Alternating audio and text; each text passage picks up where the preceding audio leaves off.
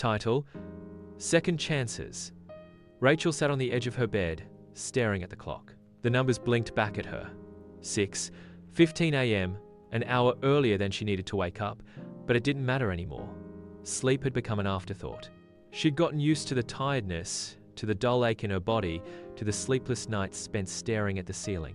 The job she'd once loved now felt like a weight around her neck, and no matter how hard she tried, she couldn't shake the feeling that something was slipping away from her.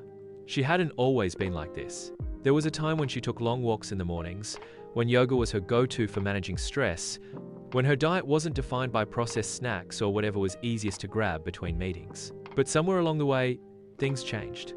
Life, the kind of life she hadn't really planned for, took over.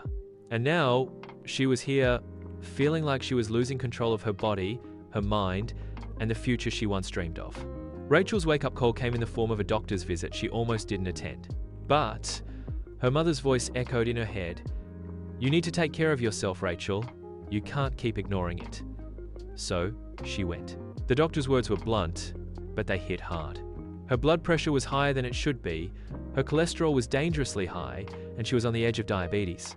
But what really struck Rachel was the doctor's final words. "If you don't make a change, it won't be a matter of if you get sick, but when." The words rang in her ears for days. For the first time in a long while, Rachel didn't argue with reality. She could pretend that everything would work itself out, but deep down, she knew this was her moment of reckoning. And so began her journey of rediscovery. She didn't make any grand promises, no, "I'll never eat junk food again," or "I'll work out every day." Instead, she set one simple rule for herself. Every choice counts. Every meal, every walk, every moment of rest.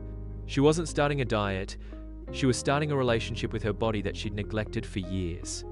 The first days were full of resistance.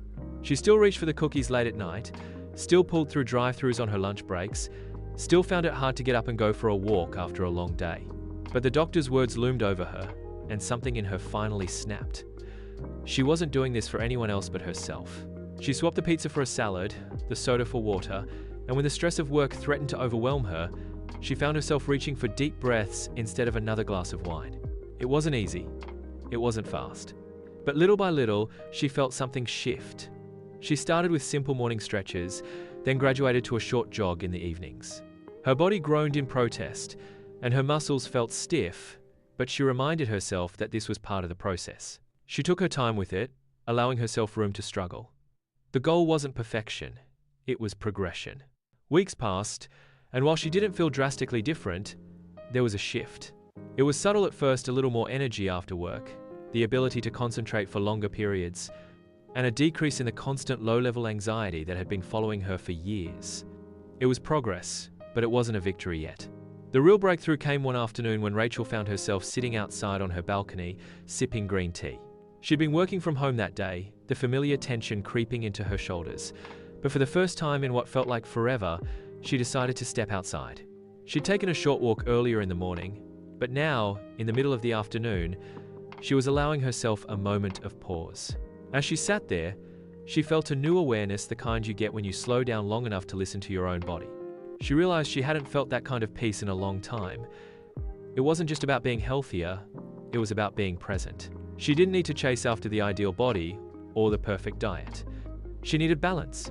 She needed to listen to herself. Rachel didn't just lose weight over the next few months, and she didn't suddenly become a fitness enthusiast. What she gained was far more important. She gained control. She understood that taking care of her health wasn't about extreme changes or unrealistic standards. It was about consistent, small choices, day after day. It was about respect for her body, for her limits, and for the life she still wanted to build. The hardest part of the journey, though, was letting go of the guilt. The guilt that came with taking time for herself. The guilt that she wasn't always in control.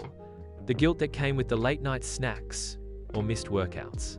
Over time, Rachel realized that guilt wasn't the motivator she needed. Compassion was.